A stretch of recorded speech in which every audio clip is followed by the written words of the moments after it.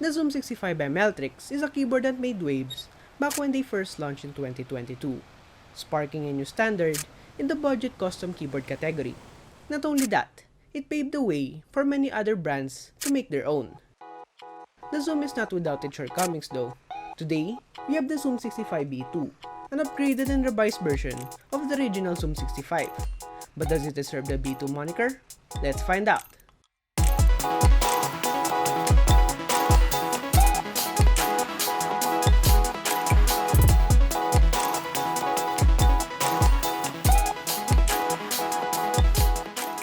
Before anything else, Meletrix did send this early unit out for review, but that will not affect any opinions I have on this product. They are watching this video at the same time as you do. So without further ado, let's get into the package. Opening the Meletrix branded keyboard case, we see the Zoom65 itself as well as its accessories wrapped neatly inside. Let's first go over the accessories and components needed for the build, of which we have first is the hot swap PCB with tons of flex cuts and layout compatibility available. Next to that is the PC plate that comes standard with the board since B1. Next up are all the foams as well as the new gaskets for the B2. These are some slip-on gaskets that was first seen on the Zoom TKL, and I'm glad they use it here as well. More on that in a bit. Foams included are replacements for the internal weight and battery, a plate foam, the infamous PE foam, as well as the PCB foam tucked on the back of the PCB. Moving on, we got some more accessories such as a coiled and braided USB Type-C cable, sets of tools for opening up the board, an extra screw for the case, stand-ups for the plate and PCB, the rubber feet of which you have black and white, as well as the Prism knob. It also comes included with the 2250 mAh battery and the WS tabs. Finally, the case, what we're all waiting for. I got mine in this new electrostatic sprayed teal color, exclusive to the B2. Flipping over to the back, we see such a beautiful design. It's very shiny and glossy, and Meletrix sent me the Prism weight with the gradient teal colorway, and I think it looks so stunning.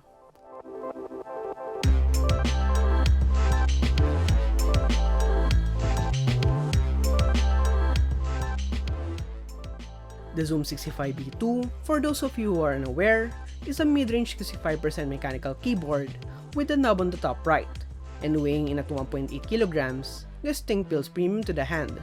The B2 specifically addresses the issues and complaints that the B1 had. First of which is now the addition of a daughter board, which frees the main PCB from the case proper. I got mine in this new teal colorway, and other colors available are ivory cream, yellow racing, and GT silver. You also have a plethora of choices when it comes to the back, ranging from mirror stainless steel, glass, and carbon fiber. This also holds true with the weight in the middle, of which I have mine and Prism. All in all, according to Meletrix, you have 120/60 fold combinations, and if you opt to add some extras, it goes up to 19,000. Group buy starts January 26 and ends in February 13th, with expected ship dates of April 2023. A pretty quick group buy all things considered. On the front, we see your typical 65% layout with the blocker on the bottom right to separate out the arrow keys. To the top right is the knob that controls your volume. Moving over to the side, we see another change from the previous versions. The top case now extends all the way to the bottom, making it look seamless from each corner. Front height is about 21 mm, and it extends about 33 mm on the rear. This adds up to having a 6.5 degree typing angle. Perfectly comfortable in my opinion. Flipping it to its rear, we see nothing else but its recessed Type-C port, which as I said earlier, is now a daughter board. This comes standard with the AIO3 unified daughter board, so if you were to break this, it's easily replaceable. Going to its back, and this is where the board shines the most. Literally, the whole back, like the Zoom TKL, is made out of glass. And sure, it's a fingerprint magnet, but boy does it look beautiful. The Prism finish and the glass gradient I got are clean of any scratches right out of the factory. And this is true even on RX's gray variant. Speaking of which, my fellow keyboard content creators also have the Zoom65 V2 to check out. RX has a gray variant, and Tokidoki has a red one, so after this video, you should check their videos out. Going over the build quality, and I have nothing much to say. This board is built like a tank, with no signs of scratches or dings right out of the gate. And inside we see an addition of the internal weight that weighs about 230 grams give or take, while the top case is about 245 grams. The heaviest of them all seems to be the back case, which has the Prism weight, as well as the glass back, measuring over 1.1 kilograms. This board weighs about 1.8 kilograms, and I had some trouble lifting this up as the sides don't have a place for where my fingers are supposed to be. But that's just my own experience. The included 1.2mm PCB, I'd say, is the most feature-rich one I have ever encountered. Its specs include a 5-pin hot swap design with mostly south-facing, perky RGB sockets. The PCB also features flex cuts all over the alpas, not to mention the Bluetooth chip, as well as its multiple layout nature, letting you choose between normal and ISO enter, fuller split backspace and chef, and fuller split spacebar, all in one PCB. This is not without its cons though.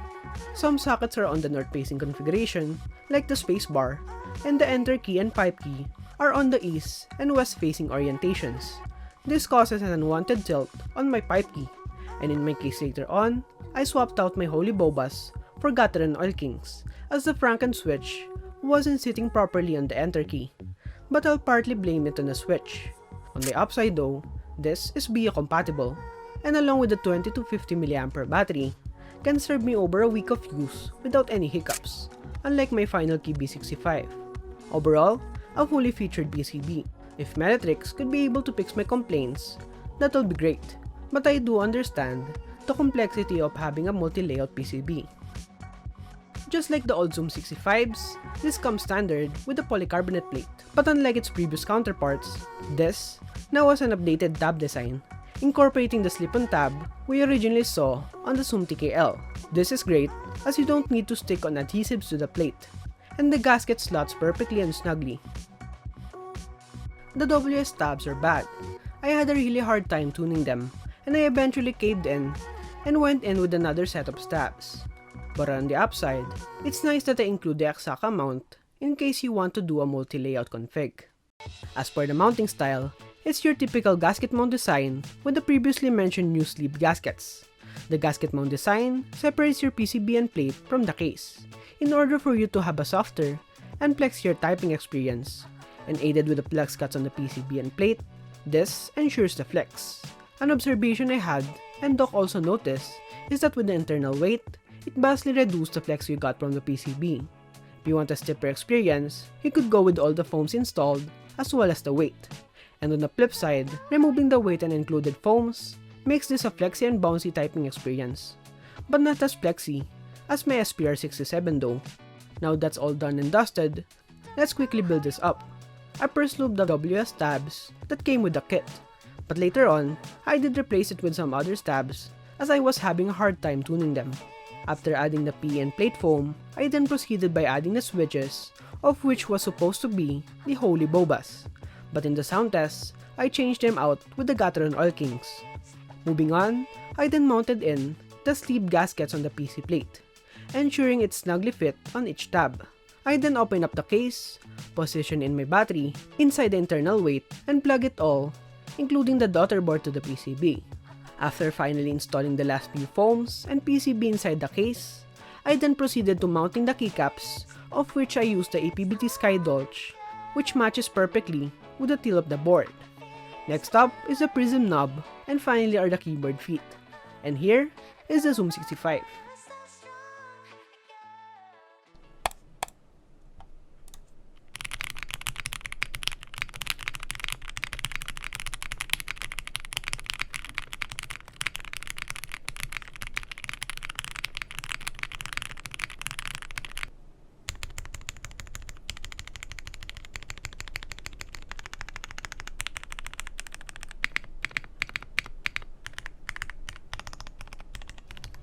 To begin with, the board sounds foamy and a little bit thin. Let's change this up to PBT keycaps and hear the difference.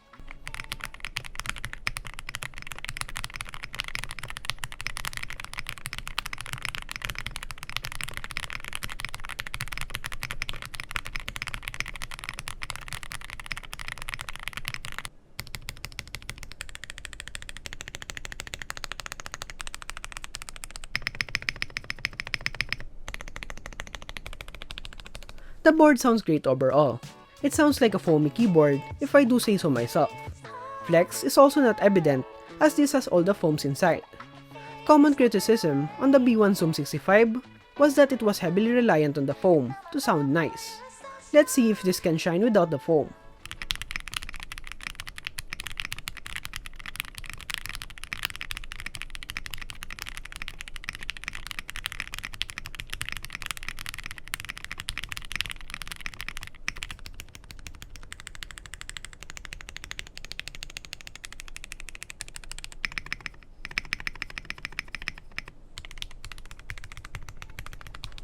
Somehow, I much prefer the sound of this compared to all the foams. The only foam I left is a PE and plate foam, but it's quite stiff still. So let's try and remove the weight.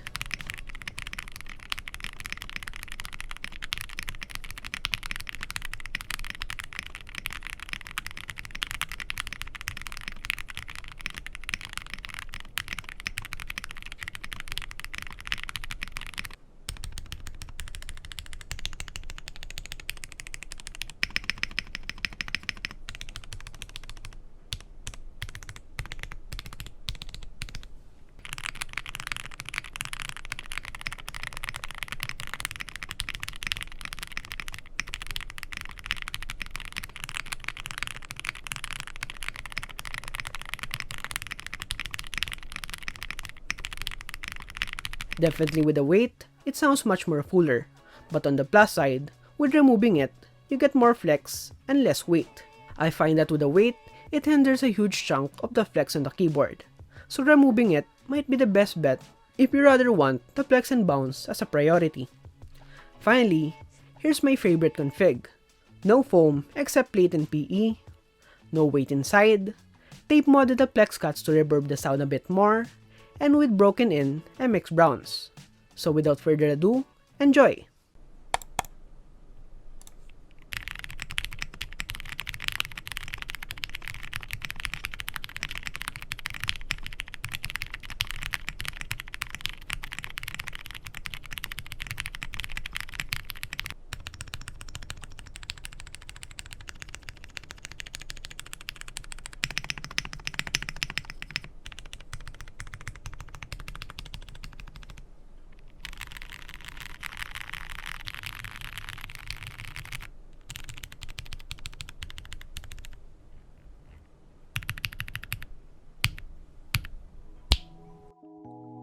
So what are my overall thoughts with the board?